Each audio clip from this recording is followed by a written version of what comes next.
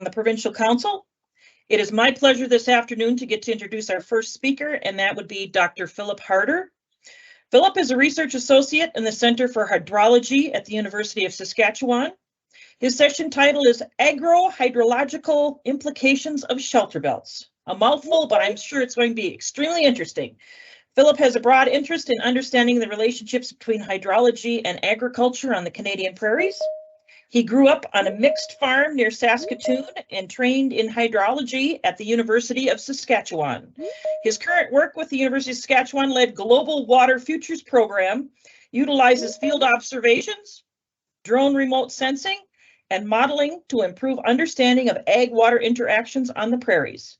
Translating research into useful tools to improve agricultural outcomes and understand water-related risks for producers is his ongoing interest. Please welcome Dr. Phillip Harder. Dr. Harder, take it away. All right, thanks for the introduction. And yeah, I appreciate the opportunity to come talk to you guys today. I don't normally work on Shelterbelts, but when I was asked to present to you guys, there was a question that was posed of, well, what are the, implications of Shelterbelts on the prairies in terms of our agriculture? And so a lot of this work is not my own. I'm stealing a lot from other sources that have done a lot of research on this over the years. But my work is quite adjacent to this, and so it's my hope that I can talk to you a little bit about the processes and the implications that Shelterbelts can manipulate and manage on the prairies to give us agricultural outcomes that we want. And so, yeah, as was stated, grew up near near Saskatoon here, and I, for my part, did spend a fair bit of time hoeing Shelterbelts as a kid. Amongst the least desirable jobs that I had to do. I think we were paid about, 25 cents or a dollar per mile. I don't really remember, but those experiences stick with you. And so it's kind of ironic that now I get to talk to you about Shelterbelts and what that kind of means from a hydrological perspective. So yeah, just, setting some context here, I am not going to be blowing anyone's mind by telling you that there's a lot of Shelterbelts on the prairies. And most of you probably know the history just as well, if not better than myself.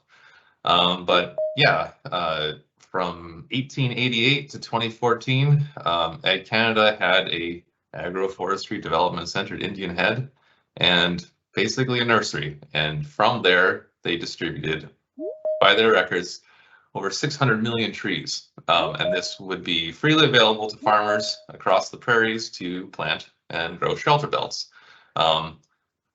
This obviously predates, at the time of, agricultural development on the prairies is when this started. Things kicked into a higher gear, obviously, when we had the Depression and dirty 30s, and soil and water conservation really became bigger issues. The PFRA was formed and really took that up another level. But from the get-go, the prairies, grassland, open terrain, we from the get-go had, as soon as you till the soils, you're going to have soil erosion issues and water conservation issues because things are consistently dry here. And so very early on recognized we should plant Shelterbelts as a way to mitigate the effects of soil erosion from wind-induced processes. And I can probably spend the next hour listing the things, and then you guys can spend the next 2 hours listing other things for the benefits that have been recognized from Shelterbelts. So, the main ones being it would protect yards, crops, livestock from winds, blowing snow, whether you want to control it in terms of into your yard or not, or on the landscape for water retention, was another big one as well. There's benefits in terms of wildlife habitat and biodiversity versus, quarter section monoculture agricultural fields. Carbon sequestration, that's, not what they initially started off doing, but there's been a a lot of work that's been done through a lot of the people at the university and soil science department trying to quantify, the carbon sequestration attributes of shelter belts. So there are many reasons why shelter belts really took off, and there's a large scale program to provide those trees. Unfortunately, if you want to plant shelter belts nowadays, it gets a little bit more complicated because 2014, Indian Head obviously shut down its shelter belt nursery. So at the end of the day, though, what we have is a whole lot of shelter belts on the prairies. So this is from some work that came out of the U of R from Pivowar et al. 2006 with colleagues obviously from U of S who were involved. But they spent, this is pre-Google Earth Engine and quite all the available satellite imagery we have now, which we could do a little bit, we could update this. But at the time, they were looking at air photos from 2007, 2012, and at the end of the day, they manually sat down and delineated all the shelter belts that they could see from air photos. And they came up with Saskatchewan has 51,000 kilometers of shelter belts. This reflects 2007, 2012 situation, so things obviously are dynamic. But there's a lot of shelter belts out there. That is longer than the circumference of the Earth. The equator is about 40,000 kilometers, so we can have a shelter belt running all the way around the Earth and a bit some with all the shelter belts we've got in the prairies. That's a lot of weeding by a lot of children over the years. So on the whole, we can see the shelter belts are focused on the agricultural area of the province. But it's always a little interesting. You look at where there aren't shelter belts, and so there's everyone from their various regions can tell me exactly why they don't have things. But I look south of Saskatoon, there we've got the Dundurn Army Camp. They clearly were not growing shelter belts. We've got the Great Sand Hills out towards the corner here, where we haven't been settling things in the same way, so shelter belts have not been a big of a deal. Moose Mountain, it's already forested, don't need shelter belts. So, but throughout though, there's a fairly good distribution across the province. You zoom into some other places like, by Outlook. And so there's a reason that Conquest, which is in the middle, right about there, yes, as I've been informed, the Carigana capital of, I think, Saskatchewan or the world, I can't remember, Conquest people will have to correct me on it. But it's quite interesting how varied shelter belt development has been. So Conquest, it's the West Side project that was never developed. So, was it PFRA overcompensating by planting more shelter belts there in contrast to the east of Outlook? Or have we just removed all the ones from Outlook because of the irrigation development? Another question that I would be quite curious about because I don't know the exact history of the area. But all that to be said is that there's a lot of shelter belts and they were put in for specific reasons, but are those reasons still valid? Because there's a lot of different perspectives.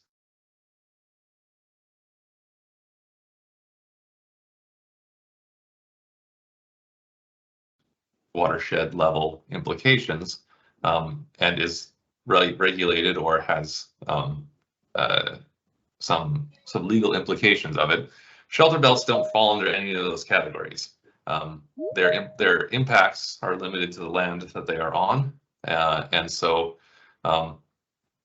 in terms of a water management, a hydrological management, land use, large scale practice, this can get a lot of varied opinions. So there's been a lot of removal of shelter belts in recent years. There's some work from 2014, where based on a survey, not every farmer was surveyed, obviously, but from that subset, they found that 40% of producers have been removing shelter belts.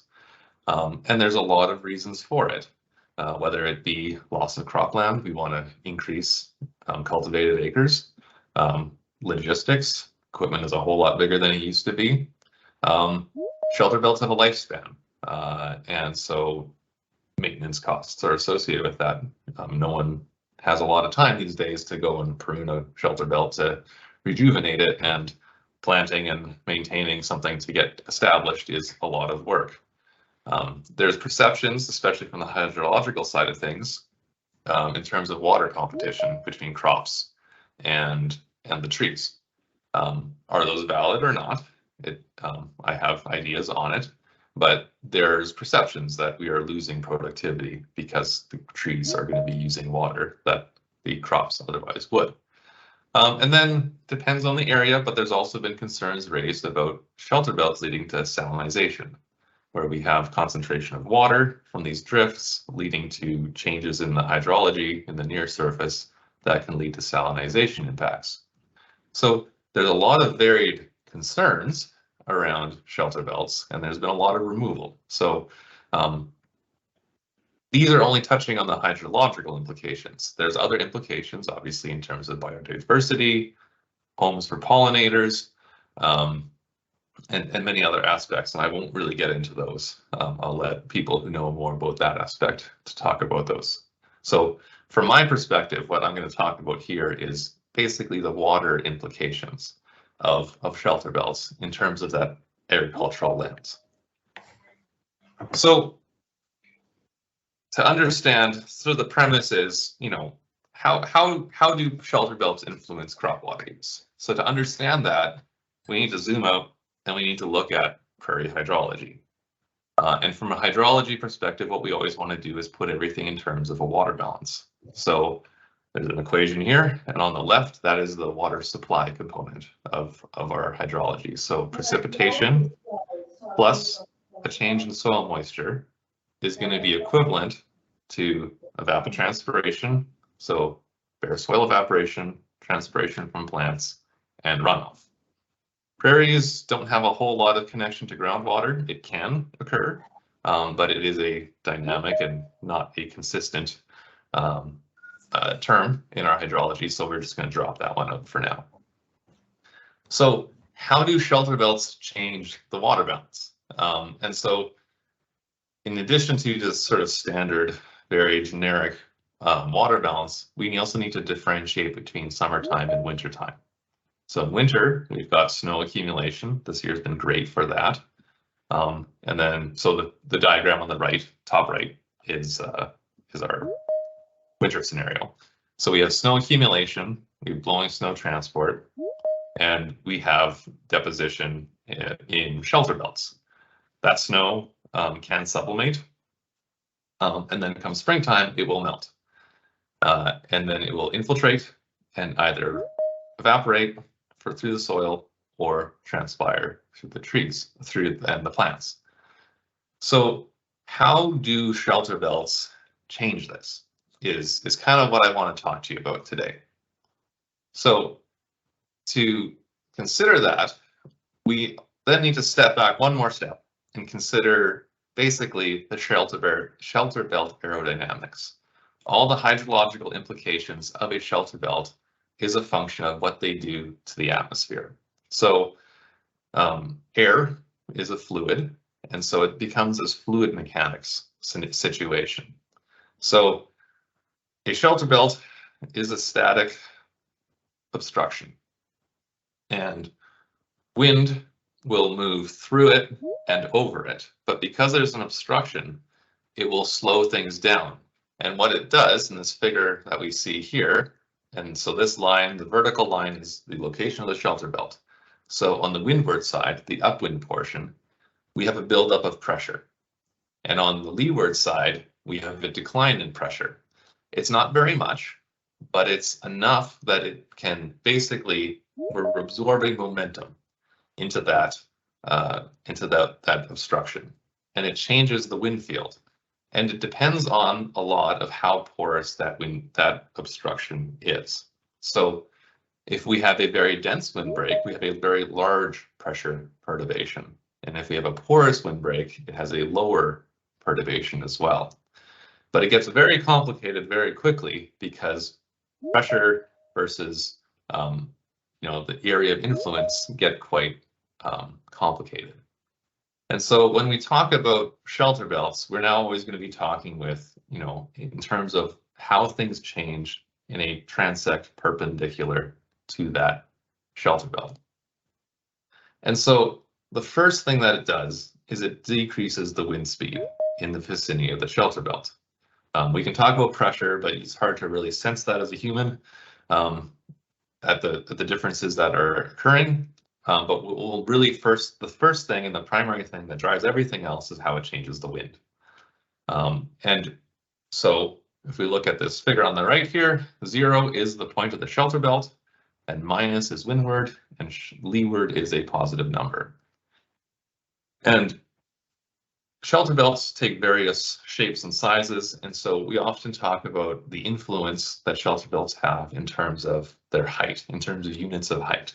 So on the x-axis here, so 10, an h of 10 means that that distance from the shelter belt is 10 times the height. And so what we quickly see is that when we have a wind perturbation that shows up, we have a wind perturbation that happens in front of the shelter belt, but it doesn't happen very far in front, maybe 5 units of height. The leeward extent can range up to 30 times height. So if you have a 5-meter tall shelter belt, you should expect to see wind decreases up to 30 or 150 meters in the leeward direction. So shelter belts take many forms. Height is only one aspect of it. Porosity is another one. So how, a solid wall has a porosity of 0%. A single tree has a porosity of 99%, for example. So as porosity increases, as more wind gets through, you have less of a wind change.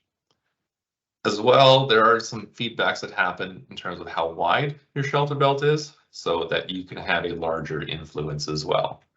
So all this to say is that when shelter belts are developed and they interact with our environment, they're changing the wind speed in their vicinity. And the two things that it changes as a result from a hydrological perspective is how snow is deposited and how we change evaporation around that. And both of those have implications in terms of crop production. So to get into the snow process, this is the first thing we need to think about is blowing snow. So I do a lot of work with blowing snow, and I can spend a lot of time talking about this, but I'll try and keep it coherent and concise. But when blowing snow occurs, we have kind of 4 main processes. So there's the first portion of blowing snow is creep. This is where you have snow particles that are just rolling around the surface. As they roll, they break apart and they get smaller. As they get small enough, once again, it's an aerodynamic thing. You have wind flow faster over top, and it provides lift like a wing on an airplane. And so it'll suck these small particles into the air mass, and it'll move them along. And as they fly along, they fall out because they are too large to maintain their lift against the force of gravity. So you get this bouncing motion. So creep and saltation are what is moving snow across a landscape. So this is what's moving snow from our open field to our shelter belt. And when the wind drops because it's decreased around that obstruction, it no longer has the capacity to hold that snow in suspension or in the air or against or moving across the surface. So that's where it gets deposited. There's 2 other aspects that are complicating and what is really important when it comes to shelter belts, and that is when we get snow that breaks apart even more, it gets into suspension. So these are particles that are small enough that they stay in the air. And once they're in their air, they're very infrequently will they actually come back to the surface because they will sublimate. So in the atmosphere, it's windy, we've got a blowing snow event going on, things are churning, there's a lot of turbulent transfer, there's a lot of mechanical forces going on, and most of that suspended snow will actually sublimate. So if you have blowing snow, you are not only moving snow from point A to point B, but you're losing a lot of that right back to the atmosphere. So there's a video here, and this is not shelter belts, this is just stubble height differences. But on the right, we've got a short wheat stubble, and on the left, we've got a tall wheat stubble. So the difference between these two places is that one has significantly more roughness and capacity to hold snow than the other. And the key thing when you look at this is at what point do we start snow dunes migrating across the landscape? So on the right, there's not a lot of storage. So very quickly, storage potential. So very quickly that stubble has filled and we have dunes that are migrating across the landscape. On the left, it takes a lot longer because there's 30 more centimeters of stubble for that snow to fill. And then later on, we will have, they will look the same at a certain point, and we'll have dunes moving across the landscape equivalent in both. So the key thing I want you to think about is that if you see dunes moving, and if you see development of drifts, that is not only indicative that we're moving snow from point A to point B, but we're losing snow to sublimation. So in this situation, in this year, the difference at the end of the year was 10 millimeters of water. Not very much, but we'll get into it a bit more. And that's largely because we're up towards Rostern, not exactly great blowing snow country like parts of the Southwest. So when snow blows across the landscape, it has to go somewhere, but it will be deposited where things slow down the wind speed, so shelter belts or obstructions. But not all obstacles are equivalent. So this is the same day, this is earlier this year, around Christmas time, up towards Rostern. Felt the need to be distracted from some family gatherings, and so I brought my drone along and felt the need to go take some pictures. So on the top here, we've got, this is just actually on the edge of a wetland, but it's a straight line of dogwood. And so I would consider this to be equivalent to a carigana. It's a very dense, lowish type shrub.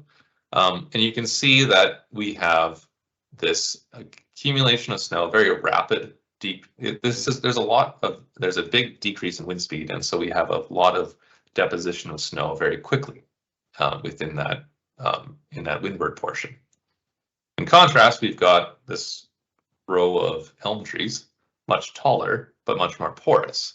And so we have the same, this is literally 100 meters apart. We have a much longer drift that has developed here because the wind speed hasn't decreased as much and has moved more quickly through there. In contrast, we have this complete obstructions. This is a row of a stack of bales too high. And so, yes, the snow has come in, interacted with it, but because it's a solid barrier, what we've ended up with is actually scour because the wind has to go somewhere. So this is not absorbing momentum. It's actually redirecting the airflow. So we have actually zero snow right at the base of this. And so how this interacts over the landscape is going to tell us a lot about how where snow is sitting. And there's a lot of work that has gone into, say, shelter belt design to maximize and figure out how do we increase the amount of snow in our landscape in the best possible way. These are kind of the endpoints of what those options are. So obstacles matter, but it gets advanced. Okay, there's a lot of factors involved. And so some of them, when it comes to shelter belts and snow, relate to blowing snow.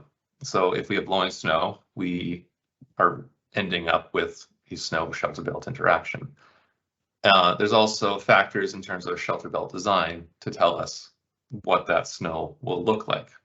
So blowing snow factors, this is regardless of if we have shelter belts or not, they're very sensitive to things like upwind fetch. So how large of a landscape, how long do we have for blowing snow processes to develop?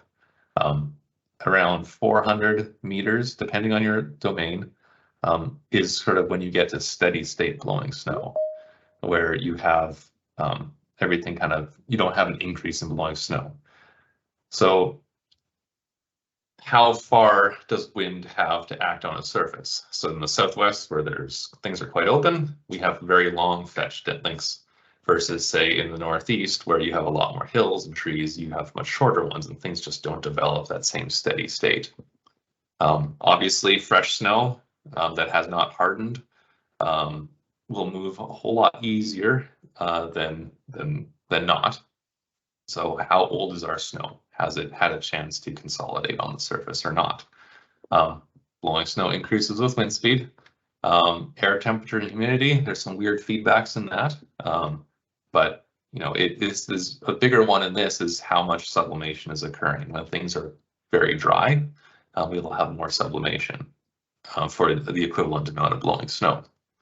And then surface roughness, this is tying with stubble height and ultimately Shelterbelts as well. So the rougher the surface, the less ability there is for snow to actually blow.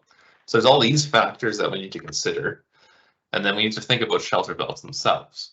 And so the higher your Shelterbelt, the larger of an area you're going to be influencing with that wind speed reduction.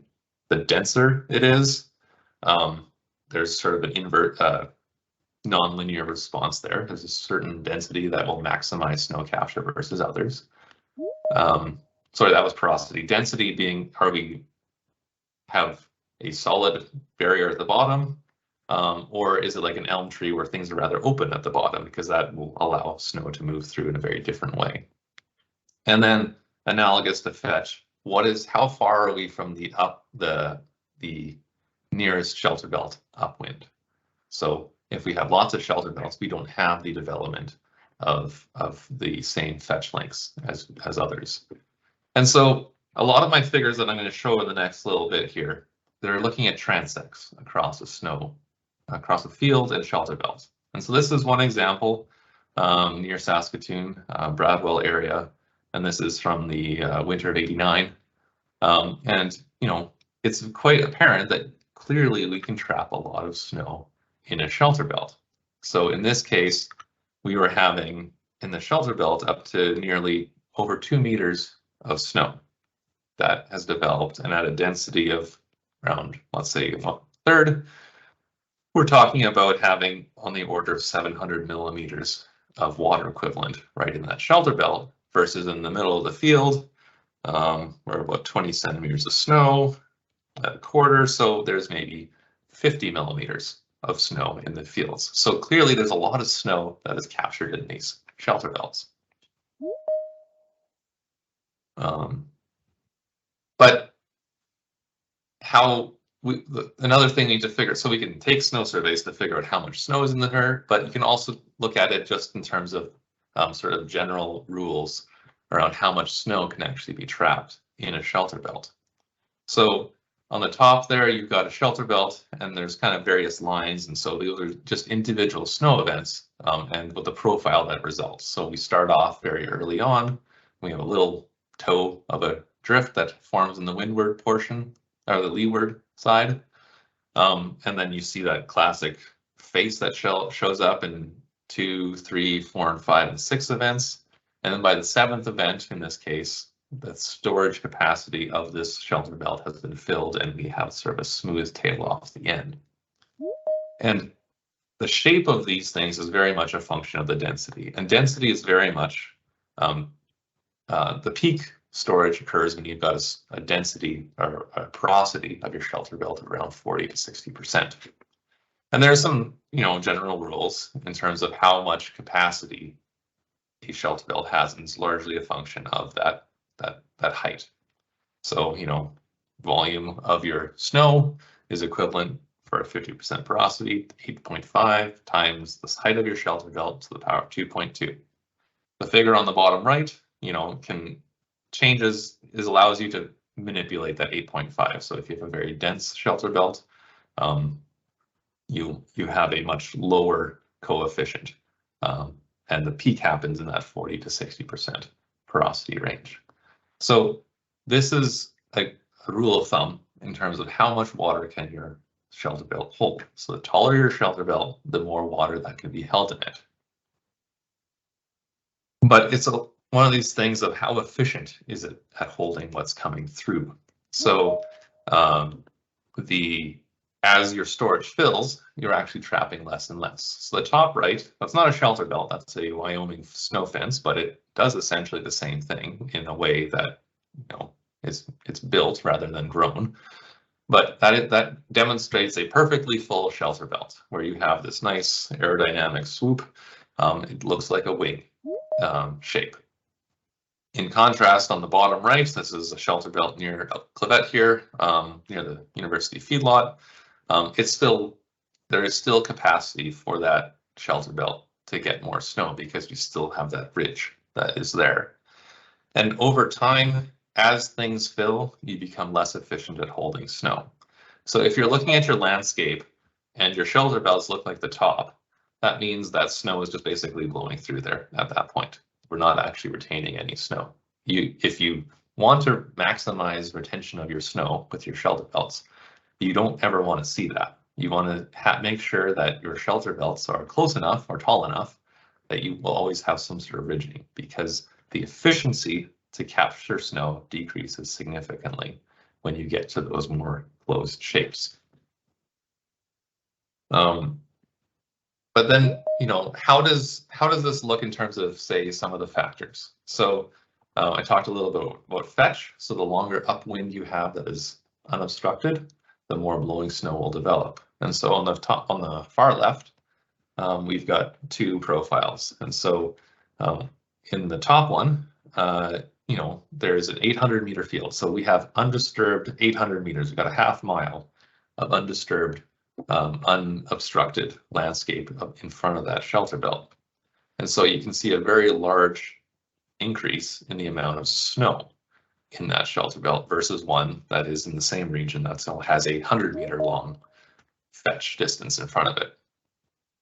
You have on the order of twice as much snow accumulation in terms of depth as the 100-meter one in the 800-meter field. Another looking at it lower, you know, in this case, you know, they're differentiating between less than 300-meter fetch length in front of it versus greater than, and the difference is apparent there as well. So the longer you have your unobstructed fetch, the more snow will be caught in your shelter belt. Porosity, this is, you know, what species do we have? So Carriganas, they are denser. They have a higher porosity, or a lower porosity, I mean, than green ash or Siberian elms, for example. And there will be more snow caught in a Carrigana shelter belt than those more deciduous and just taller trees. Thin versus unthin, so did someone go and do some maintenance versus not, will give you very different snow responses. A thin shelter belt where you have a very low porosity and it's uniform, you don't have a lot near the ground, snow just kind of moves through it and you don't see a response in the same way. And then other aspects, so the top, let's consider differences in climate. So Conquest, so that's near Outlook, just west of Outlook. It's a bit of a drier landscape and drier climate than down towards Indian Head. And so there's not as much, they just didn't have as much snow. So you have a different response based on just the same shelter belts, but a different snowfall situation, a different snow accumulation pattern. And then the bottom, it's looking at, say, well, do we have stubble in front of our shelter belts or not? And so it's quite apparent there that if you have stubble, it just is holding it on the landscape in a different way than the no stubble situation, which is blowing snow off a lot. So there's all these different factors that come into play to determine how much snow actually ends up in your shelter belt. The challenge, though, is if snow ends up in your shelter belt, it's not on the landscape where it may be of better use. And so this is looking at some observations down towards Conquest from 1989. This is some PFRA work that came out much more recently than '89, but they had some good data management and kept their data over the years, obviously. But comparing, you know, let's look at, say, well, it's fine how much snow is in a shelter belt, but we don't really care about how much snow is in the shelter belt. Specifically, we want to know how much snow there is, how much more snow is there on the landscape on average in a shelter belted versus non-shelter belted section. And so doing a lot of snow surveys, it comes out to be, well, there's 29% more snow on the landscape that has shelter belts. And so that's the column on the right, all the columns. So we have more snow on our sheltered section versus our unsheltered section. The key thing to look at this though, so we have more snow on the landscape, but in our sheltered section, much more of it is in the drifts. So yes, we have more snow in the landscape, but it's much more spatially varied. So now we have large drifts that have the snow. So the difference, that 29% difference, is largely because we have had a 29% reduction in sublimation. So snow moved, but it got caught before it could fully sublimate in a steady state sublimation situation. So yes, we have more snow, but it is now in the drifts. On the unsheltered section, the open fields, they had more snow on average than the open areas between the shelter belts, which is an interesting contradiction. So there's a lot of interesting dynamics that come into play in terms of, yes, we have more snow, but it is more varied. And then there's models that have been developed for blowing snow, so we can then start playing around with those to say, well, how can we optimize? And what is the implications of shelter belt design in terms of managing and keeping more snow on the landscape? So looking at 15 years simulation from 96 to 2011 for some observations from Conquest, we could manipulate the model to simulate a section that has no shelter belts, a situation where shelter belts are placed 400 meters apart, another situation where we have shelter belts placed 200 meters apart. So much shorter. So we would be decreasing the fetch length for blowing snow to develop and sublimate before it is trapped by the next shelter belt. And so what does that look like in terms of actual retention, increased retention of snow in our landscape? So it depends on year. Some years we have snowfall and there's stuff to move around and we have the dynamics that allow blowing snow to occur. If snow does not fall, we will not have blowing snow. We will not do anything to manage snow retention with shelter belts. The biggest difference that occurred was in 2003 in this situation. There's a lot of snow that winter. And at the end of the day, there's a 12.5 millimeter difference in aerial average snow on that landscape. So by having shelter belts 200 meters apart, we cut down sublimation losses by 1/2 inch over the landscape, which is not as much as perhaps would be appreciated, but largely it's a function of how much snow does occur. So Conquest is a lower snow scenario. There's just not as much snowfall as other places. And so if you don't have snowfall, you can't manage what you don't have. Consistently year over year, you have more snow in those sheltered sections than unsheltered sections, but it can vary from being negligible up to that 12.5 millimeter difference. Dr. Harder, we do have a question here. And he wants, Oh. Ross wants to know, has that been done on a stubble field on relatively flat topography? For this Conquest sublimation modeling? Yeah, the court slide, the court study work here that you've just been showing the last 2 slides. He wanted to know if that was done on a stubble field or on relatively flat topography. Yes, there would be stubble in those fields and it would be Conquest topography. So not too aggressive terrain. Places where there should be a good amount of blowing snow, large fetch lengths. Does that answer the question? Sorry, I didn't see where that came through. Yep. Thank you. All right. Hey, is this the correct slide? Sorry, my train of thought. Yes. Okay. So we have snow in our shelter belts, but snow in shelter belts is not water in the ground because we need to infiltrate that. And so when we talk about this, we need to consider frozen soil infiltration, which is not the same as unfrozen situations. And so we can have, in the example from the Bradwell case, we had 700 millimeters of water sitting in a drift over top of a soil that's frozen. So the quick reality is that we can't infiltrate that much water in that one spot. So we will have runoff that is generated in that situation.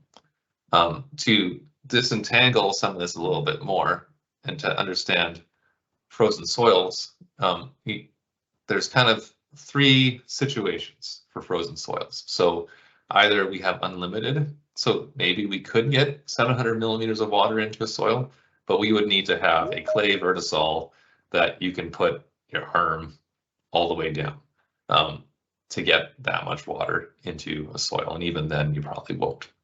The contrast is it depends a lot on your year. So if we have saturated soils in fall and or development of basal ice layers over the course of the winter, you're going to end up in a restricted situation. So no matter how much snow you have, it's not getting in.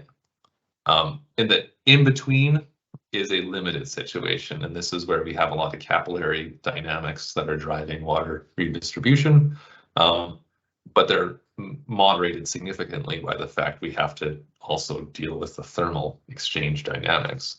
But in that situation, frozen soil infiltration is largely a function of soil moisture content in fall, how warm the soils are to a lesser extent in springtime, and then how long does melt take? And melt in this case is largely a function of just how much snow there is, because snow melts at a fairly regular pace because melt happens typically at a similar time each year with a similar amount of solar radiation and all that.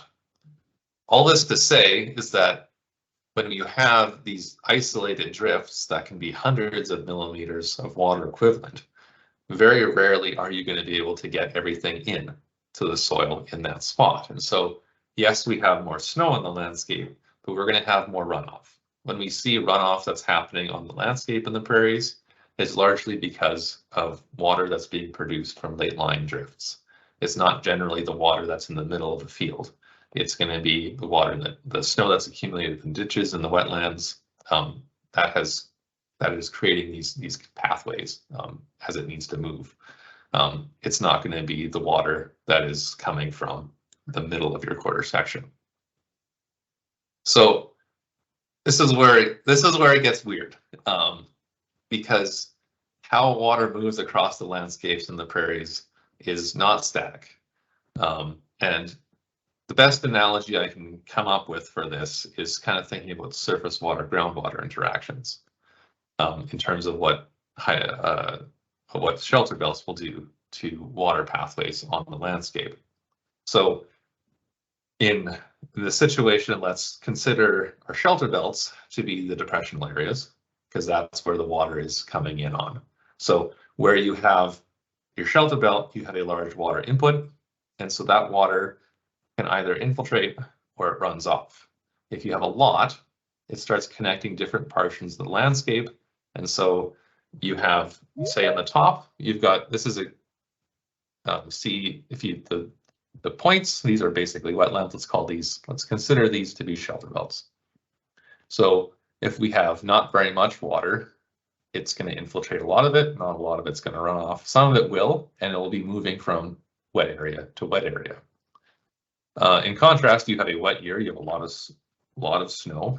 You're going to have runoff occurring a lot on much greater portions of the landscape, and so you're going to have a different connectivity that occurs from these Shelterbelt locations.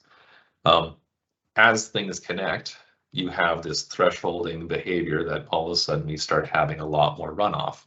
We have a lot more things connecting that are contributing downstream.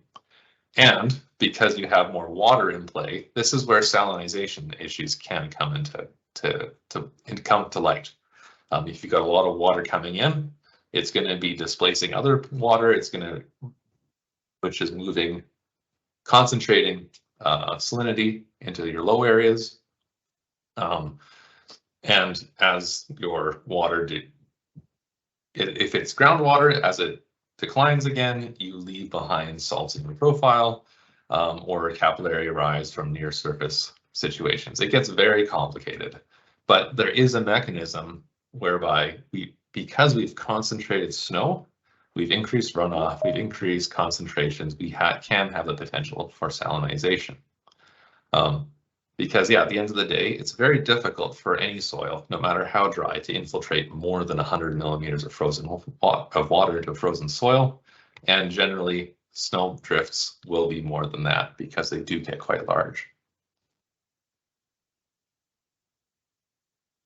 I'm not going to talk very much about the evaporation side of things. I think I've gotten a little bit, I got pretty far into the snow side of things. But at the end of the day, we have more water that's in the vicinity of our Shelterbelts, and it will go in. We will have increases in soil moisture. We will have more runoff, but we have more water that's available.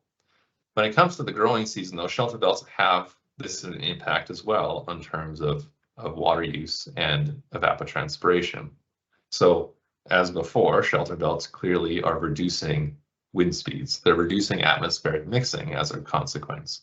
So this is a photo near, I think, Elrose this last summer. Is a very dry part of the landscape. Pictures are worth 1,000 words, unless you're sitting in a truck driving past it and then you don't have very good focus. But what I hope you can see is that this is the westward side. And so there is a small increase in production on the westward, the windward side.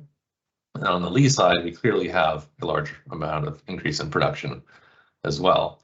And so is that a function of the greater amount of snow accumulation and melt? Yes. As well, though, we have to also consider that there is a change in the microclimate. So, 2 to 5 heights upwind, we will have a decrease in wind. And then 10 to 30 heights downwind, we will have a decrease in mixing as well. All of these things, at the end of the day, will increase humidity in our air and air temperature and reduce wind speed. So all of these things reduce that water stress on plants. And there's a greater accumulation of heat, so we have greater production. The biochemistry just works better, obviously, with more heat, as long as it doesn't get too hot, and things do better. It gets very complicated, and a more sheltered plant is less mechanically abused by the wind, and so it has a different response than to stresses as well. So at the end of the day, and these numbers come from, say, global studies, but on order, sheltering, just in general, leads to yield increases on the order of 6 to 44%, just by reducing the stresses and therefore increasing the water use efficiencies of around a shelter. But these are very discrete impacts. They're very near to our shelter belt. And on top of it, carriganas, they are nitrogen fixing as well. So there's been work done from ESA et al. 2015, and this is near Indian Head, and they were showing that carriganas, they could have a detectable increase in nitrogen up to 20 meters away. So not only are we changing the water in the vicinity of our shelter belt, we're changing the potential evapotranspiration, but also it's changing the nutrient as well. I see this question regarding soil microbiology, and I'm going to say that probably, but I'm a hydrologist and not a soil microbiologist, so I really don't feel confident answering that question. But yeah, in principle, you have more moisture, you have differences in nutrients, for example, from our carriganas. All those things are going to play roles in increasing activity. How that manifests, though, that is well beyond my scope of understanding. Yeah, so there's often this question that's raised of, well, do we still need shelter belts? And this is ignoring all microbiology. This is ignoring all biodiversity questions. Just from a water perspective, do we actually need shelter belts?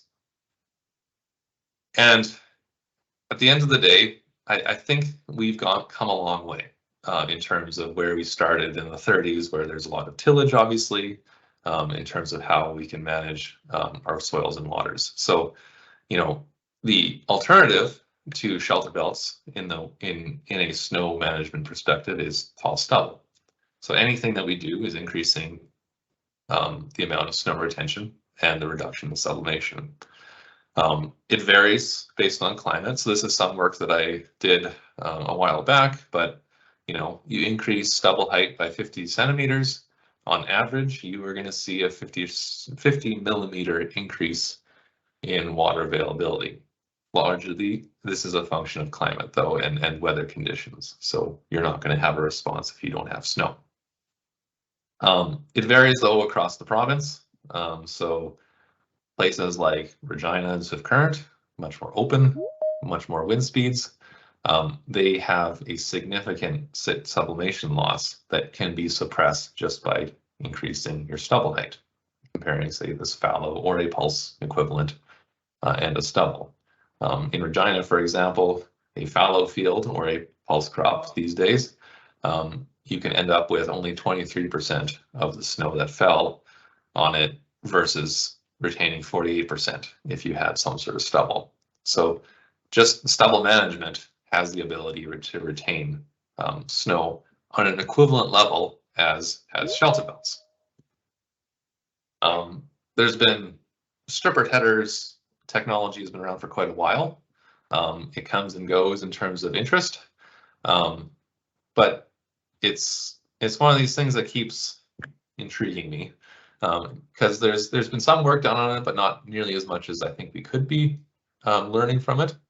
But you know, stripper headers where you're stripping the seeds, the grains off the stem and the stalk leaves the largest, tallest stubble capacity that you can. And so I've gotten out into the field a couple times this winter, and you know, to compare and contrast some of these things. And you know, a 5-inch Durham out by Elrose at the beginning of February, it had 53 millimeters of water equivalent in the snow. In contrast, there's a stripper canola nearby with 90 centimeter stubble, and it had 78 millimeters. So it had nearly 25 more millimeters of water just in that difference than in that location. Same weather patterns, but one is holding 25 millimeters more water. In contrast, went to Consort, Alberta a bit later on, a couple weeks ago, and you know, comparing a lentil field and a wheat stripper field, and there was a 90 millimeter or 70 millimeter difference in water there. So stripper stubble has the capacity to hold way more snow than any sort of shelter belted type of quarter section. The microclimate impacts as well are also apparent when it comes to tall stubble. There's a lot of different ideas and challenges and complexities in, say, moving from a